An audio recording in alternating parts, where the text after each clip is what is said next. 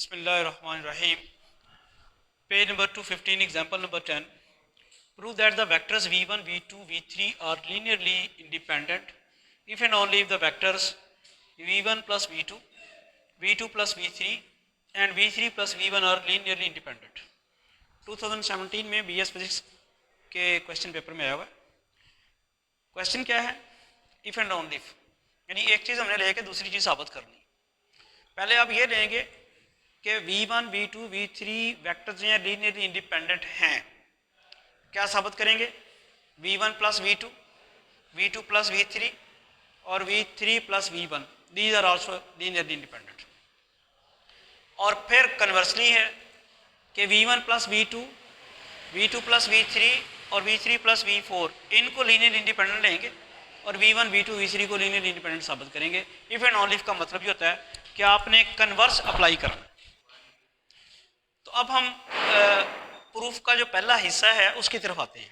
क्या पहला पार्ट होगा जो मैंने बताया आपको कि v1, v2, v3 वेक्टर्स को लीनियरली इंडिपेंडेंट लेते हैं और v1 plus v2, v2 plus v3 and v3 plus v1 को लीनियरली इंडिपेंडेंट साबित करते हैं. तो इसके सॉल्यूशन की तरफ चलते हैं हम.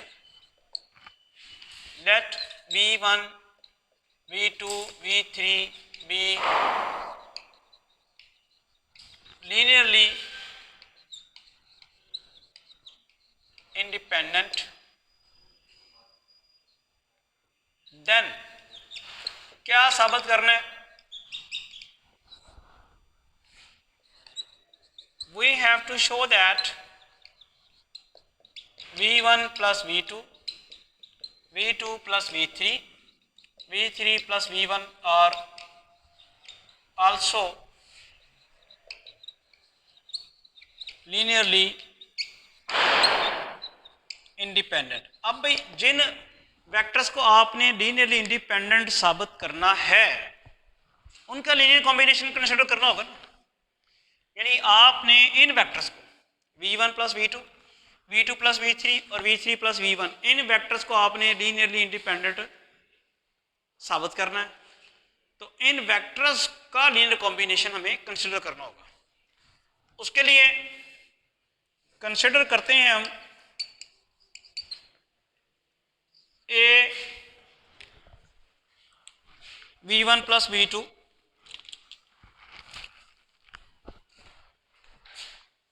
A v1 plus v2 plus b v2 plus v3 plus c v3 plus v1 is equal to 0.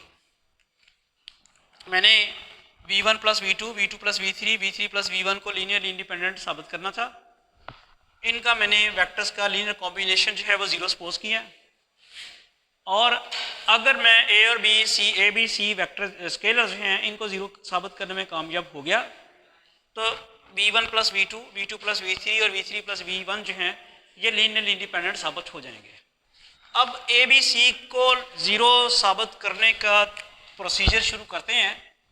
यह आएगा a v1 plus a v2 plus b v1 plus b v2 plus ये आया b v2 plus b v3. इसी तरह c v3 plus c v1 is equal to 0. अब हमने v1 वाले जो हैं उनको कंबाइन कर लें अगर आप तो बनेगा ए v1 प्लस सी v2. इसी तरह v2 वाले जो हैं उनको कंबाइन कर लें तो ए v2 प्लस बी v2 और ये आपके पास आते हैं v3 वाले b v3 plus c v3 is equal to 0. यहाँ से ए प्लस सी ये बल्कि यहाँ पे v1 वाला कंबाइन हमने किया था v1 ए v1 plus c v1 common निकल गया. यहाँ से ए प्लस बी v2 कॉमन निकल गया. यहाँ से b plus c v3 common निकल गया. अब आप देखते हैं कि ये बन गया v1 v2 v3 का linear combination. v1 v2 v3 जो है वो आपने क्या सपोज किए हुए हैं? क्या सपोज किए हुए हैं, late v1 v2 v3 B linearly independent. v1 v2 v3 आपने लीनियरली इंडिपेंडेंट सपोज किए हुए हैं। ये v1 v2 v3 का लीनियर कॉम्बिनेशन है जो कि ज़ीरो के इक्वल है। तो लीनियर इंडिपेंडेंट वेक्टर्स की डेफिनेशन के मुताबिक यहाँ जो स्केलर्स हैं वो लाजमी तौर पे क्या होने चाहिए, ज़ीरो। तो फिर क्या यहाँ पे आएगा, a plus c is equal to zero, a plus B is equal to zero, b plus c is equal to zero. बात फॉलो कर ली आपने। अब शॉर्टकट भी यहाँ पे यूज़ किया जा सकता है कि अगर मैं ये जो इक्वेशन इसको मैं कर लेता हूँ, हमारे पास जो इक्वेशन चली थी, इक्वेशन नंबर हमने कितनी बनाई है, लिखी है, इसमें कुछ नहीं लिखी, तो आप इसमें इक्वेशन नंबर 1 इसको कर लें, इसको कर लें 1a 1b और 1c। अब मैं करने ये लगाऊं कि 1a और 1b, 1a में से 1b को सब्ट्रैक्ट करने लगाऊं, तो यहाँ मैं लिखता हूँ 1a माइनस 1b। तो मेरे पास क्या रिजल्ट आएगा, 1a है a plus C minus 1b है a plus B is equal to zero. This will be a plus C minus a minus B is equal to zero, कट गया, and c minus B is equal to zero.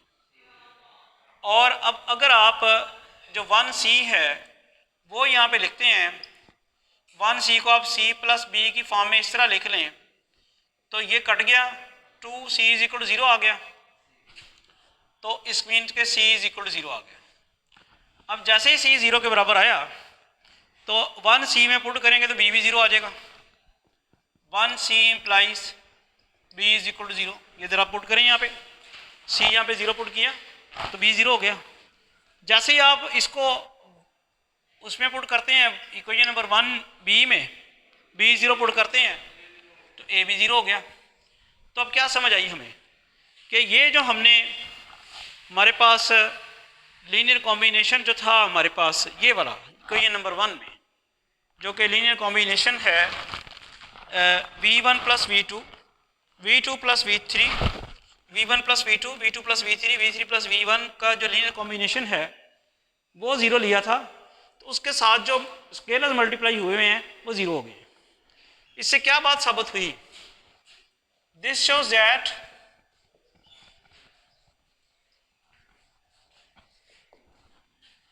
v1 plus v2, v2 plus v3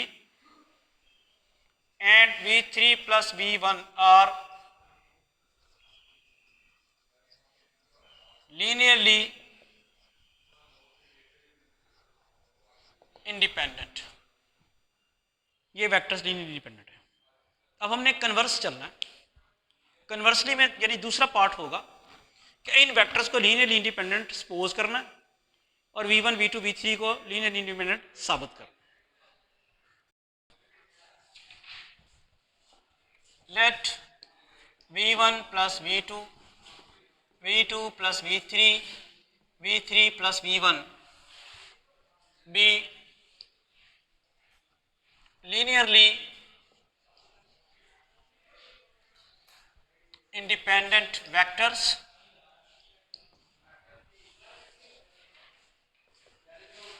then we have to show that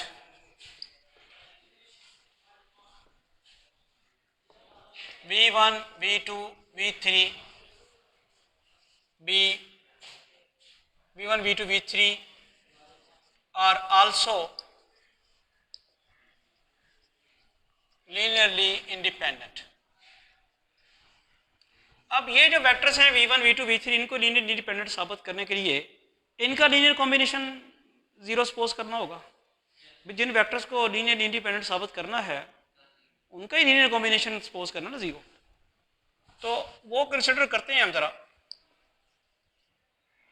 a b1 plus b b2 plus c b3 is equal to zero.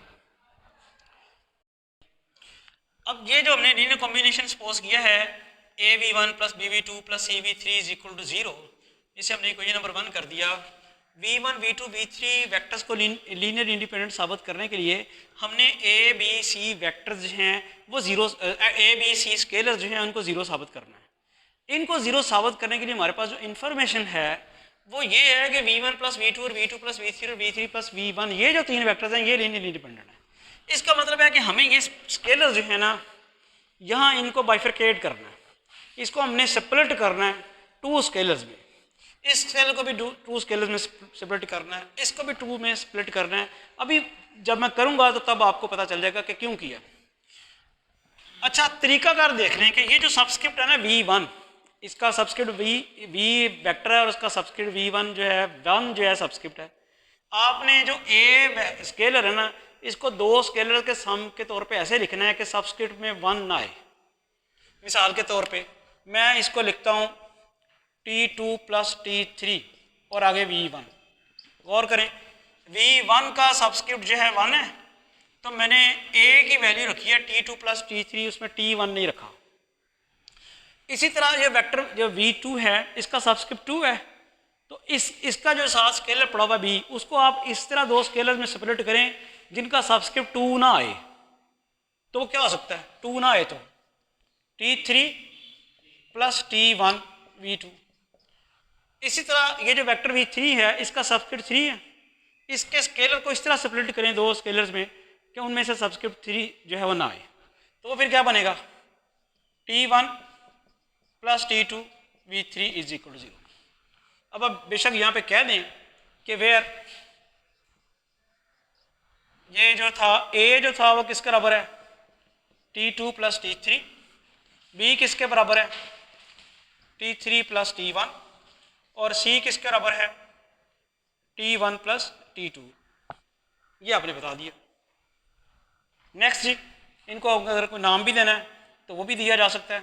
इसको हम कर लेते हैं 1a, इसको 1b और इसको 1c, ये हमने नाम दे दिया। अब देखिए कि क्यों ऐसा किया गया है वो ज़रा गौर करें आप। ये बनेगी t2v1 plus t3v1, t3v2 plus t1v2 plus t1v3 t2v3। ये v1 में लेता हूँ, v1 के साथ मुझे v2 चाहिए, v1 के साथ t2 और कहाँ आया हुआ है, ये आया हुआ है। v1 v2 भी चाहिए था मुझे, ये है v1 और ये है v2, इनमें t3 कॉमन। तो मैं यहाँ पे v1 प्लस v2 लिखता हूँ, यहाँ पे लिखता हूँ t3 v1 प्लस v2। अच्छा, उसके बाद मुझे क्या चाहिए, ये मैंने ले लिए हैं v1 और v2, v1 और v3 भी चाहिए, ये v1 और ये v3, इनमें क्या चीज़ कॉमन निकलती है t2, ये बन जाएगा v3 प्लस v1।